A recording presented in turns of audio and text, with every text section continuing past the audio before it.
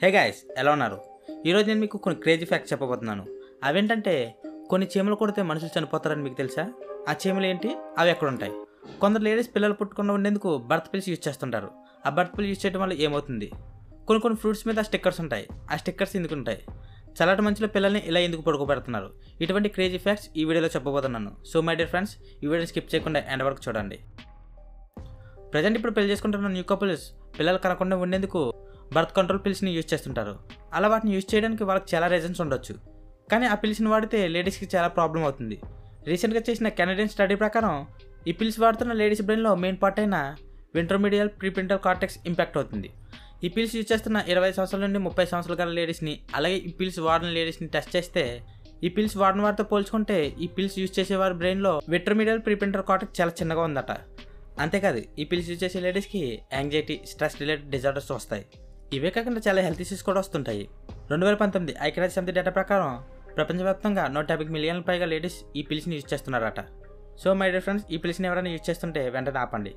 మీకు తెలిసిన వారు ఎవరైనా యూజ్ చేస్తుంటే ఈ వీడియోని వరకు షేర్ చేయండి. Sweden, Norway, Finland and Denmark వంటి నార్డిక్ దేశాల్లో పేరెంట్స్ వాళ్ళ బేబీస్ని బయట చల్లటి గాల్లో పడుకోబెడుతుంటారు. అది కూడా శీతాకాలంలో. వారి బేబీస్కి 4th మంత్ వచ్చినప్పటి నుంచే వారి బేబీస్ని బయట చల్లగాలిలో పడుకోబెడుతుంటారు. దీనిని అవుట్డోర్ న్యాపింగ్ లేదా అవుట్డోర్ స్లీపింగ్ అని అంటారు. శీతాకాలంలో అలాంటి చల్లటి ఫ్రెష్ ఎయిర్లో రోజుకి 1-2 గంటల పాటు వారి బేబీస్ని పడుకోబెడటం వల్ల వారి ఇమ్యూనిటీ బాగా డెవలప్ అవుతుందని, అలాగే శ్వాసకు సంబంధించిన డిసీజ్ ఏమైనా ఉంటే తగ్గిపోతాయని, ఇంకా చాలా హెల్త్ బెనిఫిట్స్ ఉంటాయని వారి నమ్మకం. అంతేకాకుండా ఆ బేబీస్ యొక్క స్లీపింగ్ క్వాలిటీ కూడా చాలా మెరుగ్గా ఉంటుందట. అయితే ఆ బేబీస్ని ఎలా పడితే అలాగా చల్లటి గాల్లో వదిలేరు. వాళ్ళకి వెచ్చగా ఉండేలా డ్రెస్ వేసి అన్ని సేఫ్టీస్తో భద్రంగా పడుకోబెడతారు. అలా పడుకోబెడతాం వల్ల హెల్త్ బెనిఫిట్స్ చాలా ఉంటాయని ఎక్స్పర్ట్స్ కూడా చెప్తున్నారు. సో ఈ ఫ్యాక్ట్ గురించి మీకేమనిపిస్తుందో కామెంట్ సెక్షన్లో కామెంట్ చేయండి. మీలో చాలామంది ఫ్రూట్స్ కొందామని మార్కెట్కి వెళ్ళినప్పుడు కొన్ని ఫ్రూట్స్ మీద స్టిక్కర్స్ అంటించుంటాయి. మేబీ వాటి గురించి మీకు తెలియచ్చు, తెలియకపోవచ్చు. అయితే ఆ స్టిక్కర్స్లో కొన్ని కోడ్స్ ఉంటాయి. ఆ కోడ్స్ని PLU అని అంటారు. PLU అంటే ప్రైస్ లాకప్ కోడ్ అని. ఫర్ ఎగ్జాంపుల్, ఒక స్టిక్కర్లో 5 నెంబర్స్ ఉండి ఫస్ట్ నెంబర్ 9తో స్టార్ట్ అయితే ఆ ఫ్రూట్ ఆర్గానిక్ అండ్ జెన్యూన్. ఒక స్టిక్కర్లో 5 నెంబర్స్ ఉండి ఫస్ట్ నెంబర్ 8తో స్టార్ట్ అయితే ఆ ఫ్రూట్ 50% ఆర్గానిక్ అండ్ 50% కెమికల్తో పండించినట్టు. మరొక స్టిక్కర్స్లో 4 నెంబర్స్ ఉండి ఫస్ట్ నెంబర్ 4తో స్టార్ట్ అయితే అది 100% కెమికల్తో పండించింది. వాటిలో అసలు పోషకాలు ఉండవు. మెయిన్గా ఇవే నెంబర్తో ఇవే స్టిక్కర్స్ ఉంటాయి. ఇవి కాకుండా వేరే నెంబర్తో వేరే స్టిక్కర్స్ ఏమైనా ఉంటే అవి ఫేక్ స్టిక్కర్సే. So my dear friends, next time మార్కెట్కి వెళ్ళినప్పుడు ఒకసారి స్టిక్కర్స్ని చూసి పర్చేస్ చేయండి. అలాగే మీ ఫ్యామిలీ మెంబర్స్ కానీ మీ ఫ్రెండ్స్ కానీ తప్పకుండా ఈ వీడియోని షేర్ చేయండి. ఇప్పుడు నేను చెప్పే ఫ్యాక్ట్, బాయ్స్లో ప్రతి ఒక్కరు ఏదో ఒక సిచ్యువేషన్లో ఎప్పుడొకప్పుడు ఫేస్ చేసే ఉంటారు. ప్రతి ఒక్కరు ఎప్పుడెప్పుడు ఫేస్ చేసి ఉంటారో నాకు తెలియదు, కానీ నేనైతే నా చిన్నతనంలో చాలాసార్లు ఫేస్ చేశాను.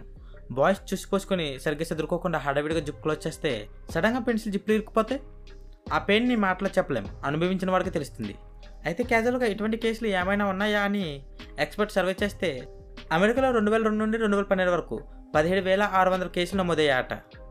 అది కూడా 18 సంవత్సరాల నుండి 40 సంవత్సరాల వయసు ఉన్న బాయ్స్ అనట. అయితే ఈ ఫ్యాక్ట్ని చూస్తే నాకు వచ్చిన డౌట్ ఏంటంటే, అమెరికాలో బాయ్స్ అండర్వేర్స్ వాడరా? ప్రపంచంలో 90% మోస్ట్ ఆఫ్ ది పీపుల్స్కి చాయ్తోనే డే స్టార్ట్ అవుతుంది. కొందరైతే నార్మల్గా టీ తాగుతుంటారు, మరి కొందరైతే టీకి ఎడిక్ట్ అయిపోయి టైంకి టీ తాగకపోతే బ్రెయిన్లో బాంబులు పేలుతుంటాయి. ఒక చిన్నపాటి సైకిల్ అయిపోతుంటారు. అయితే నేను ఇప్పుడు చెప్పబోయే మ్యాటర్ ఏంటంటే, నాగపూర్లో ఉన్న మౌడ గవర్నమెంట్ హాస్పిటల్లో 8 మందికి స్టెరిలైజేషన్ సర్జరీ చేయవలసి ఉంది. అయితే డాక్టర్ 4 లేడీస్కి సక్సెస్ఫుల్గా ఆపరేషన్ కంప్లీట్ చేశాడు. మిగిలిన 4 లేడీస్కి ఆపరేషన్ చేద్దామని అనస్థితి ఇచ్చిన తర్వాత హాస్పిటల్ సిబ్బందిని కప్ టీ కావాలని అడిగాడు, కానీ డాక్టర్కి టీ అందలేదు. డాక్టర్కి చాలా కోపం వచ్చేసింది. ఆపరేషన్ చేయకుండానే ఆపరేషన్ థియేటర్ నుండి బయటకు వెళ్ళిపోయాడు. అయితే భయపడాల్సిన పని ఏం లేదు, ఎందుకంటే ఆ 4 పేషెంట్స్కి వేరే డాక్టర్ వచ్చి ఆపరేషన్ చేశాడు. టీ అడిగినప్పుడు టీ ఇవ్వకపోవడం హాస్పిటల్ సిబ్బంది తప్పు, కానీ టీ కోసం 4 ప్రాణాలను పరంగా పెట్టడం ఏమిటో నాకు అర్థం కావట్లేదు. ఈ ఫ్యాక్ట్ గురించి మీకేమనిపిస్తుందో కామెంట్ సెక్షన్లో కామెంట్ చేయండి, మర్చిపోకండి. రీసెంట్గా కర్ణాటకలో మాండ్య దగ్గరలో ఉన్న ఒక గ్రామంలో ఒక షాకింగ్ సంఘటన జరిగింది. అదేమిటంటే, ఒక లేడీ హస్బెండ్ వేరొక లేడీతో క్లోజ్గా సన్నిహితంగా ఉండడం గమనించింది. అయితే అతను ఆ లేడీతో రెగ్యులర్గా ఫిజికల్గా టచ్లో ఉండేవాడు. అయితే అతని వైఫ్ రెడ్ హ్యాండెడ్గా పట్టుకుంది. ఆ 2 లేడీస్కి చాలా పెద్ద గొడవ అయిపోయింది. వీళ్ళ గొడవ పంచాయతీ కూడా వెళ్ళింది. పంచాయతీలో అతని ప్రియురాలు చెప్పింది ఏంటంటే, నీ హస్బెండ్ నా దగ్గర 5 lakhs తీసుకున్నాడు, ఆ 5 lakhs ఇస్తేనే నేను నీ హస్బెండ్ని వదులుతా, లేకపోతే వదలని తెగేసి చెప్పేసింది. అప్పుడు తన వైఫ్ ఏమన్నదంటే, ఎవరితో తిరిగేవాడి కోసం నేను ఎందుకు 5 lakhs కట్టాలి, నువ్వే నాకు 5 lakhs ఇస్తే నా హస్బెండ్ని నీకు అమ్మేస్తా అని అన్నది. ఈ ఆఫర్ తన ప్రియురాలు కూడా నచ్చి ఓకే అనేసింది. ఈ ఫ్యాక్ట్ గురించి మీకేమనిపిస్తుందో కామెంట్ సెక్షన్లో కామెంట్ చేయండి. టమాటా కెచప్, ఫాస్ట్ ఫుడ్ని చాలా ఇష్టంగా తినేవారు మ్యాక్సిమం ఈ టమాటా కెచప్ని ఇష్టపడుతుంటారు. Pasta, pizza, toast, bread, french fries, fried chicken, burger వంటి ఫాస్ట్ ఫుడ్ని టమాటా కెచప్తో జుడుతుంటారు. మీ దగ్గర ఉన్న టమాటా కెచప్ బ్యాక్ సైడ్ ఒకసారి చెక్ చేయండి. దాంట్లో యూజ్ చేసే ఇంగ్రీడియంట్లో ప్రిజర్వేటివ్ 211 ఉంటుంది. దీన్ని సోడియం బెంజినేట్ అంటారు. ఈ సోడియం బెంజినేట్ని ఫుడ్లో కలపడం వల్ల ఫుడ్ ఎక్కువ కాలం వేస్ట్ అవ్వకుండా ఉంటుంది. అంటే ఈ ఫుడ్లో దాన్ని కలిపి దాని లైఫ్ టైం పెంచుతున్నారన్నమాట. సోడియం బెంజినేట్ విటమిన్ సితో రియాక్ట్ అయ్యి బెంజిన్ క్రియేట్ చేస్తుంది. వీటి వల్ల ఆక్సిడేటెడ్ స్ట్రెస్, ఒబెసిటీ, ఎలర్జీస్ వంటి డిసీజ్ వస్తాయి. అంతేకాకుండా టొమాటో కెచప్ని ఎక్కువగా తినేవారికి లాంగ్ టర్మ్లో క్యాన్సర్ కూడా వచ్చే ఛాన్స్ ఉంటుంది. సో మై డియర్ ఫ్రెండ్స్, మీలో ఎవరైనా కెచప్ని ఎక్కువగా ఇష్టంగా తినేవారంటే వెంటనే స్టాప్ చేయండి. అలాగే మీ ఫ్రెండ్స్ కానీ మీ ఫ్యామిలీ మెంబర్స్ కానీ కెచప్ని ఎక్కువగా ఇష్టపడేవారంటే వారికి ఈ వీడియో షేర్ చేయండి. భారతదేశం అనేక రహస్యాలను దాచిపెట్టుకుంటుంది. అవి ఎప్పటికీ మనకు అంత చిక్కనవే. అటువంటి రహస్యాలలో ఒక రహస్యం మహారాష్ట్రలో ఉన్న ఆలయం లోపల ఉంది. అదే కేదారేశ్వర గృహ దేవాలయంలో ఉన్న 4 స్తంభాల రహస్యం. కేదారేశ్వర గృహ దేవాలయం ఒక ప్రముఖ హిందూ పుణ్యక్షేత్రం. ఇది భారతదేశంలోనే కాదు, ప్రపంచంలోనే అత్యంత ప్రత్యేకమైన దేవాలయాలలో ఒకటి. గృహలోనే ఉన్న ఈ ఆలయం ఎప్పుడు నీటితోనే ఉంటుంది. ఈ గుహలో ఉన్న శివలింగం 5 అడుగులు ఎత్తు ఉంటుంది. ఆ శివలింగం చుట్టూ నడమంది లోతులో నీరు ఉంటుంది. ఆ శివలింగాన్ని దర్శించుకోవడానికి వెళ్ళాలంటే నీటిలోంచి నడుచుకుంటూ వెళ్ళాలి. అంతేకాదు ఆ నీటికి ఎన్నో ఔషధ గుణాలు ఉన్నాయని అంటుంటారు. ఇందులో మెయిన్ పాయింట్ ఏంటంటే ఆ శివలింగం చుట్టూ 4 స్తంభాలు ఉంటాయి. హిందూ శాస్త్ర ప్రకారం 4 స్తంభాలను 4 యుగాల కింద పరిగణిస్తారు. మొదటి స్తంభాన్ని సత్యయుగం కింద, 2వ స్తంభాన్ని త్రేతాయుగం కింద, 3వ స్తంభాన్ని ద్వాపర యుగం కింద, 4వ స్తంభాన్ని కలియుగం కింద లెక్కిస్తారు.